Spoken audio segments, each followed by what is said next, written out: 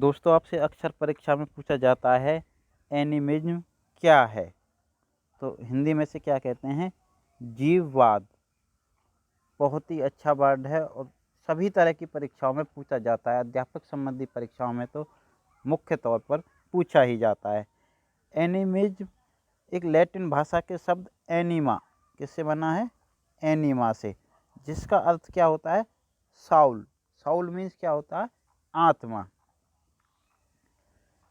इसमें क्या होता है कि कोई भी व्यक्ति या बच्चा कोई भी है, व्यक्ति से लगा लो, हमारा समाज ही वो क्या है कि सभी में ये सोचता है कि इन सब में आत्मा है। पेड़ पौधे, ईंट पत्थर, कोई भी चीज़, एनीथिंग, उसमें क्या समझता है कि इसमें भी आत्मा है, इसमें भी संवेग हैं।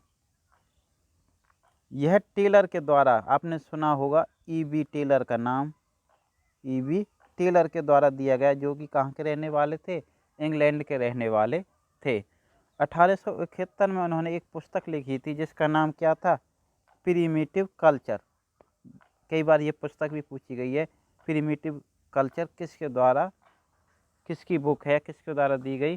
तो ईबी टेलर के द्वारा दी गई। प्रिमिटिव कल्चर मीन्स, प्रिमिटिव का हिंदी में यदि अर्थ माने तो क्या होता है? प्राचीन, प्राचीन संस्कृति।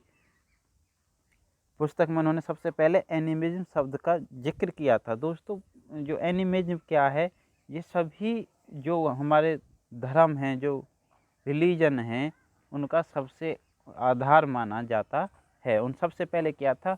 जीववादी था। प्रत्येक वस्तु को जीव, सजीव समझा जाता था। ऐसा नहीं है कि आज नहीं समझा जाता, आज भी बहुत सारे धर्मों में, बहुत सारे लोगों में, बहुत सारे समाजों में क्या है कि जीववाद है।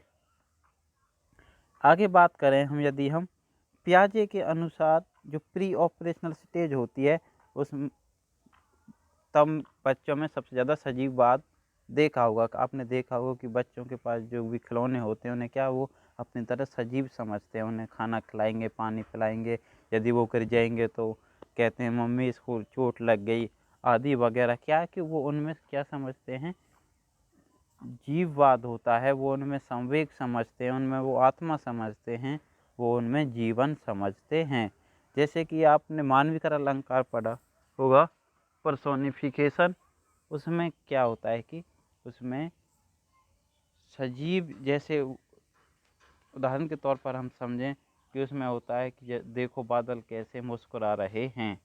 तो उसमें क्या है कि प्रत्येक वस्तु का क्या मानवीकरण किया जाता है, उनको सजीव समझा जाता है, उन्हें ऐसे प्रस्तुत किया जाता है कि मानो वो मनुष्य के जैसा व्यवहार कर रही हों।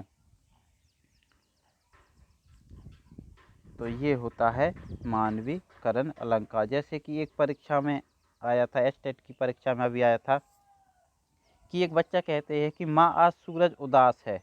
एक बच्चा अपनी माँ से कहता है कि माँ आज सूरज उदास है। तो वो क्या है कि सूरज में क्या समझ रहा है? संवेग समझ रहा है, उसमें आत्मा समझ रहा है कि सूरज भी खुश होता है, सूरज उदास भी होता है, सूरज नहाता भी है, सूरज खाता भी है, सूरज बोलता भी है। तो वो कह रहा है कि माँ आज सूरज उदास है। वह निम्नलिखित में से पूर्व संक्रियात्मक चिंतन की किस सीमा की ओर संकेत कर रहा है? तो वो क्या है? एनिमिज्म। वो जीववाद की तरफ इशारा कर रहा है। तो ये क्या है? पूर्व संक्रियात्मक चिंतन, प्री ऑपरेशनल स्टेज भी कह सकते हैं, या पूर्व संक्रियात्मक भी कह सकते हैं। तो बच्चों, यही था। यदि आपको पसंद आई है तो वीडियो को लाइक करें और अपने दोस्तों के साथ शेयर करें। चैनल को सब्सक्राइब कर लें, बेल आइकन दबाएं।